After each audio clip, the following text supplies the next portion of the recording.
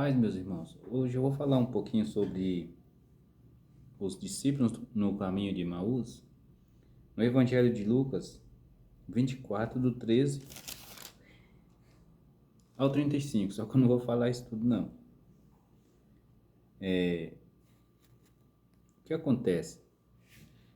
Quando Cristo me visitou há 4 anos atrás, e eu fui para a igreja, a minha visão da igreja era o seguinte, que o pessoal lá todo conhecia Jesus, até mais do que eu, porque foi para a igreja evangélica que Cristo me levou, né? Foi para lá que ele me direcionou. Depois que ele me visitou, eu fiquei em casa orando cerca de um mês, pedindo a ele uma direção, né? E ele sempre me mostrava as mesmas pessoas, vinha, falava, até que então eu resolvi dar um passo e procurar essas pessoas, né? Qual um deles foi uma pessoa que tinha pregado para mim na época. E eu fui pensando o seguinte, a minha visão da igreja até hoje não deixou de ser, que eu creio, depois que eu fui entender o que é a igreja de Cristo, né? Era um povo limpo, né? Um povo que conhecia Deus mais do que eu. É uma coisa extraordinária, fora do comum, igual que eu tinha visto em Cristo. Então o que acontece? E quando eu comecei a ler os evangelhos, em seguida eu comecei a ler os evangelhos e eu me deparei com esse texto, que os dois discípulos a caminho de Emaús, né? O que acontece? Depois que Cristo foi morto, né? Eles não creram na ressurreição. Eles não creram que Jesus poderia ressuscitar, né? É tanto que no versículo 18, eles chegam a dizer o seguinte: És tu só peregrino em Jerusalém e não sabe as coisas que nela têm sucedido nesses dias?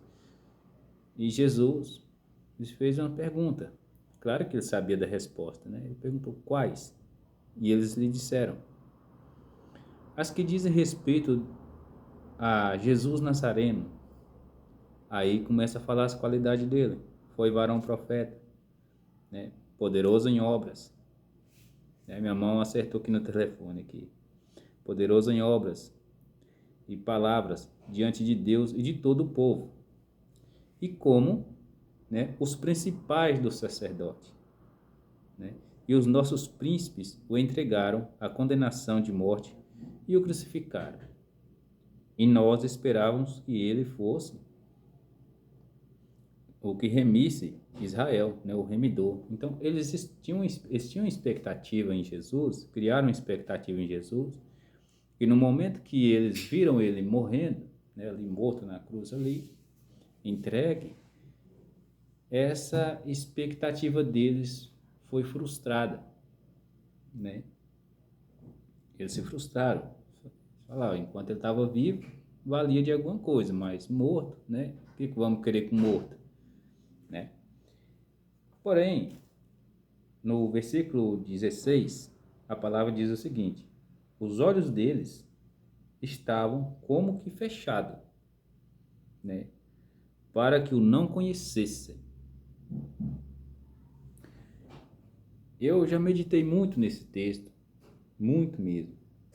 E por várias vezes orei nesse texto perguntando ao Senhor o porquê que muita gente, crentes velhos, pessoas que professam a fé em Jesus, fiéis, né, não ainda chegaram a um conhecimento da pessoa dele, né? Só conhece de ouvir falar, como o servo Jó, né? Como ele mesmo diz, com ouvidos ouvir, né? Só conhece de ouvir. Crê, né, sem ver, bem-aventurado, Jesus disse, né, aquele que crê sem ver. Mas nada, nada nesse mundo é semelhante à pessoa de Jesus. Eu não consigo falar quase dele, mas ele continua dizendo a eles, lá no versículo 26, ele diz o seguinte: porventura não convinha que o Cristo padecesse estas coisas e entrasse na sua glória, né? E começando por Moisés e por todos os profetas, ele explicava-lhes o que dele se achava em todas as Escrituras. Como os olhos deles ainda estavam fechados, né? Vem na memória que também Tomé, a porta da fé estava fechada para Tomé, porque ele só creu depois que viu, né? E fez uma declaração ali que nenhum outro discípulo tinha feito ainda, né? Diante dos outros discípulos, reconheceram Jesus, Senhor meu e meu Deus, né? E eles o constrangeram dizendo, né, que eles já tinham chegado, aqui no versículo 29, eles chegaram a um certo lugar, e eles constrangeram Jesus, dizendo, para ficar com eles. Mas esse texto, ele vai mais além e diz que, enquanto Jesus falava, enquanto Jesus ministrava para eles, eles mesmos reconhecem mais adiante aqui que a palavra ardia. A palavra ardia no peito deles. Quando Jesus ministra no coração do crente, quando ele ministra através de um pregador, ou que ele revela uma palavra no coração da pessoa, essa ardência que esse pessoal que sentiu, esses dois discípulos sentiu, é normal do crente sentir. O que não é normal, eu creio, é o crente caminhar, né? O crente caminhar com outro crente, ao lado de outro crente, seja pelo caminho, no caminho da fé, da igreja, e não chegar no conhecimento da pessoa de Jesus Cristo. Creio eu que é importante as doutrinas de cada denominação, creio eu que cada um tem sua importância, tem sua relevância. Porém, ao invés de as pessoas ficar focadas nas doutrinas, nos dogmas, essas coisas todas, elas estão perdendo o principal da palavra, que é o conhecimento de Jesus, que é andar com Ele, criar outra expectativa sobre Ele, né? Desses 4 anos que eu estou servindo a Deus, a maioria das pessoas que eu vejo,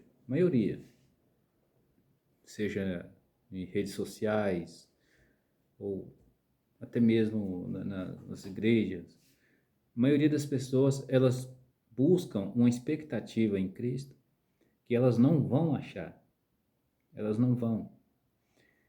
E o que a gente observa delas é que os olhos delas ainda estão fechados, mesmo cristãos, mesmo crendo, recebe milagres, bênção, expulsa demônio, faz muita coisa, profetiza. Porém, eles não conseguem enxergar essa luz do Evangelho, que é o próprio Cristo, né? Ele diz que ele mesmo é a palavra. Ele é a luz que veio ao mundo. Então, a luz que ilumina o homem. Então, para enxergar essa luz, essa pérola, como ele descreve o reino do céu na parábola, para enxergar a luz dessa pérola, para enxergar isso tudo, a pessoa ela tem que dar um passo de fé bem maior do que ele está acostumado a viver. Tem um preço quando a gente dá esse passo, tem um preço, tem um fardo de conhecer o Cristo, porque o mesmo sentimento que outrora passou no coração do apóstolo Paulo, que ele acabou descrevendo em algumas das cartas aos Romanos, ele diz o seguinte, que ele preferia ser amaldiçoado por Deus, né, por causa dos seus irmãos. Outra hora ele diz o seguinte, que tinha tudo como esterco, quer dizer, nada tinha valor para ele, né? Nada mais no mundo, ele não conseguia ver outra coisa a não ser o próprio Deus, a própria luz de Cristo. E quando a gente olha hoje para o nosso meio, a gente vê uma diferença, um povo correndo ao contrário do que a Escritura pede, do que o próprio Deus pede. E voltando aqui nos discípulos, no caminho de Emaús, creio eu que eles tinham uma expectativa, não sei, talvez militar, sobre a pessoa de Jesus Cristo, ou que ele mesmo descesse da cruz ali e falasse, não, eu não vou morrer, né? Mas o que a gente vê não é isso. Eles até chegam a dizer, ó, na verdade também, algumas mulheres dentre nós nos maravilharam, quais de madrugada foram ao sepulcro e não achando o seu corpo voltaram dizendo que também tinham visto uma visão de anjos que dizem que ele vive. Olha para vocês verem. Quantas pessoas já não pregaram que Jesus está vivo?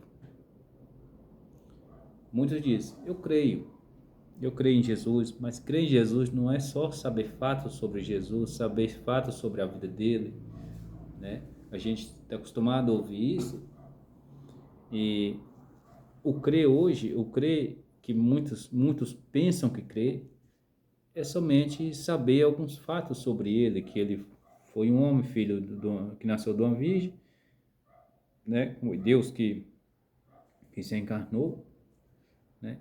E tudo mais, sabe fatos, um conhecimento, tem pessoas que têm um conhecimento excelente, um intelectual excelente sobre as escrituras.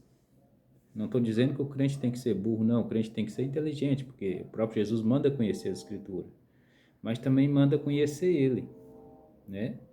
Ele fala, buscai ao Senhor, né? E acharão, quando buscar de todo o vosso coração. Na busca pelo Senhor, a gente sabe que ele exige uma fé radical, ele exige tudo, ele exige 100%. A gente vê isso na história de Jonas, né? Deus, ele exigiu 100% de Jonas, não só ele, mas todos os outros que foram chamados por ele, ele exigiu 100%, né? Jesus, quando as pessoas se dispuseram a seguir, ele falou, larga tudo que tem e me segue. Então é tudo, tudo é tudo, né? Então, será que a nossa expectativa sobre a pessoa de Jesus está chegando aos 100%? Será que está só 50%? Porque 50% ele não recebe, né? A gente pode receber ele pela metade, ou imagina que recebe, né? Mas quando não recebe, vem-me enganado, nós podemos nos enganar, com o nosso coração, com nossa mente, podemos viver enganado, né? Mas o fato é que o Senhor, ele está vivo, né? Ele vive, ele reina, e eu creio que muitos que ainda não conheceram terão o prazer de conhecer, né? E só espero que a expectativa não seja frustrada, porque antes de conhecer Cristo, a expectativa que eu tinha de Deus, o pensamento que eu tinha de Deus, era totalmente oposto do que eu tenho agora. Porque antes de conhecer Ele, a gente pensa o seguinte, ó, o pensamento que passa na cabeça do homem, eu tenho Deus, né? É porque eu tenho saúde, eu faço minhas rezas, minhas orações todo dia, não sei o que, vai inventa um monte de coisa. Pecado, a gente costuma contar nos dedos, né? Fala, não, nunca matei, nunca roubei, por aí vai. Então a gente acha que tem Deus, né?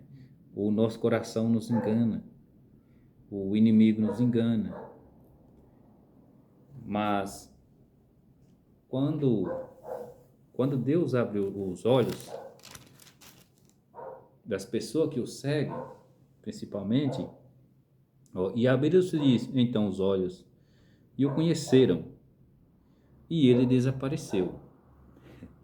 Esse aqui é complicado, porque Já pensou se você, no momento em que Jesus abrir seus olhos para ver ele desaparecer? Se ele estiver do teu lado a todo tempo? Isso aqui é complicado. E ele desapareceu. E o fato é que Jesus estava no caminho com eles. Estava no caminho com eles. E eles não conseguiram ver, não conseguiram perceber, né? Eu acredito que esse povo aqui estava tão cego, mas tão cego, apesar de ser discípulo dele, estava tão cego que mesmo com a escritura, Jesus pregando a escritura para eles ali, e eles sentindo a presença de Deus com aquela ardência, né? E disseram um para o outro: porventura não ardia em nós o nosso coração quando pelo caminho nos falava e quando nos abria as escrituras? Eles mesmos reconhecem isso aqui, eu acabei de falar, né? E na mesma hora, levantando-se, tornaram para Jerusalém e acharam congregados os 11 e os que estavam com eles, os quais dizia: ressuscitou verdadeiramente o Senhor e já apareceu a Simão. E eles lhe contaram o que lhes aconteceram no caminho e como lhe foi conhecido no partir do pão. É bem interessante essa história, porque o tempo é curto. Eu converso demais, eu não vou estender muito o vídeo não, mas eu acho muito interessante essa história, porque talvez Jesus esteja andando do teu lado no caminho, né? Talvez você, não sei, está prestando atenção em outro irmão que está do teu lado, está deixando de contemplar a glória e a majestade de Deus na igreja dele, né? Os sinais que ele opera na igreja, né? E o maior problema desse fechar de olhos, os olhos estão fechados muitas das vezes, às vezes não é nem pelo mal, às vezes não chega a ser nem pelo diabo que seus olhos estão fechados, né?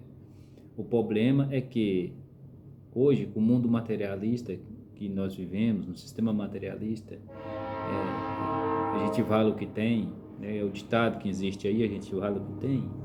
Acontece o seguinte: às vezes a gente foca tanto em pedir as bênçãos de Deus, a gente foca tanto em pedir: Senhor, me dá isso, Senhor, me dá aquilo, Senhor, me dá... E a gente acaba ficando cego, né? Começamos a ficar com olhos altivos, soberba dos olhos, cobiça dos olhos, tudo isso. E isso acaba nos cegando, né? O meu conselho que eu dou aos irmãos, a quem quiser, é que se você não conhece Jesus, se você ainda está cego, ainda não viu Ele, e se seus olhos estão fechados, ainda não viu Ele, clame igual o cego Bartimeu, né? Clame igual o cego Bartimeu. Não interessa quem estiver no meio do povo, não interessa quem estiver na multidão, não interessa quem está do teu lado, não interessa. Foi assim que eu fiz. Eu clamei, eu chorei, busquei, clamei até que ele veio. Clamei ele até que ele veio. E ele veio, né? Ouvi muitas pessoas dizer: ó, Jesus vem por um tempo, depois some. Não, ele não sumiu, ele continua vindo, né? Ele ministra a palavra dele no meu coração. Às vezes me revela alguma palavra nas escrituras, né? Então, esse partir do pão, você possa aproveitar ele enquanto está aqui também, né? Clame igual o cego Bartimeu, né? Jesus, filho de Davi, tem misericórdia de mim. Foi assim que ele clamou. E eu creio que ao clamar, ele vai te ouvir e vai te atender. Amém?